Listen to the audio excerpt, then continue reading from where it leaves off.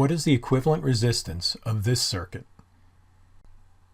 We have a parallel circuit here because the charges coming out of the battery, some go through the 6 ohm resistor, some go through the top, and then they'll all combine over here and come back and go to the negative terminal.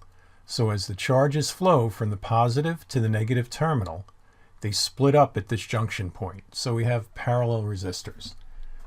The equation is 1 over R equivalent equals 1 over R1 plus 1 over R2. So we write that here, 1 over 12 plus 1 over 6. And then we go for least common denominator. I mean, you could plug this into your calculator, but if the numbers are this simple, you just go ahead and do this.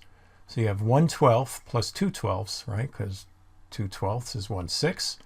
You add them together and you get 3/12. Now, please don't then say, oh, the answer, I get it. It's 1/4. That's our answer. We have 1/4 ohm. No, 1 over R equivalent equals 1 over 4 ohm. You have to flip it at the end. So you get, here's your 1 over R equivalent is 1 over 4 ohm. You flip it and you get the equivalent resistance is 4 ohms. Good way to check your work. The equivalent resistance of resistors in parallel is always less than the value of any individual resistor. So in this case, our equivalent resistance 4 ohms is less than the 6 ohms, and it's also less than the 12 ohm resistor.